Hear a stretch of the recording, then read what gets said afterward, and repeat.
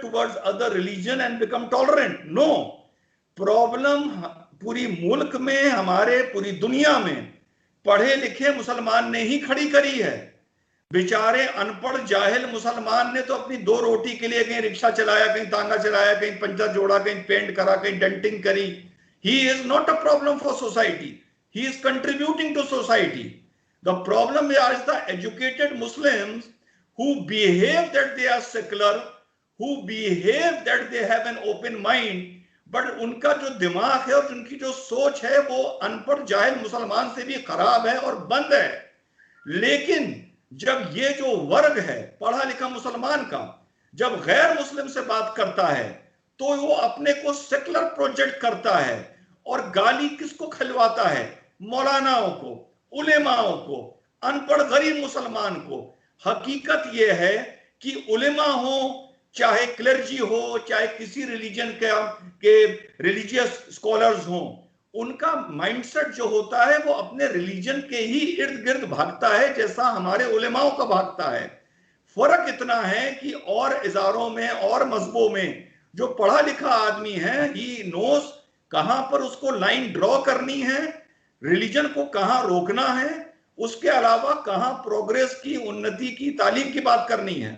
पढ़ा लिखा मुसलमान खुद तो पढ़ लेता है, लेकिन जाहिल मुसलमान का, अनपढ़ मुसलमान का गैर मुसलमान के सामने बैठ के मजाक उड़ाता है और सारा इस्लाम की कमियों का और मुसलमान की कमियों का ठीठरा वो मौलानाओं पर और गरीब अनपढ़ मुसलमान पर फोड़ देता है।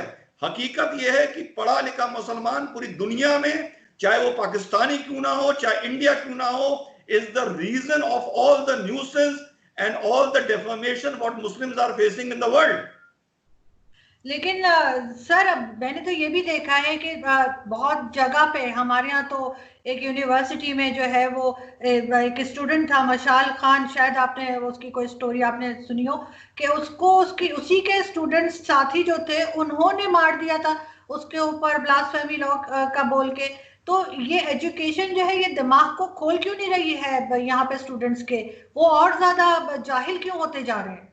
जी हाँ, वो इस मारे नहीं खोल रही है क्योंकि अगर आप थोड़ा पीछे जाएं तो आफ्टर द क्रूसेड्स, जो 10-11 क्रूसेड हुए when Europeans attack the Middle East to revive Christianity, उसके बाद क्रिश्चियन कम्युनिटी को यह लगा कि let us draw a line between progress, education and clergy.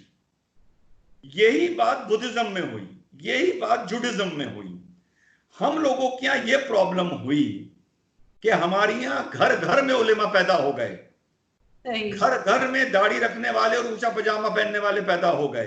ये काम हम लोगों को क्लर्जी के लिए छोड़ देना चाहिए था और क्लर्जी का रोल हमारी जिंदगी में नमाज, रोजा, हज, ज़कात, फितरे तक ही रुक के रह जाना चाहिए था, जुमे की नमाज के खुतबे तक रह जाना चाहिए था। लेकिन मुस्लिम क्लर्जी जो है, it is an other face of Muslim politics. It has become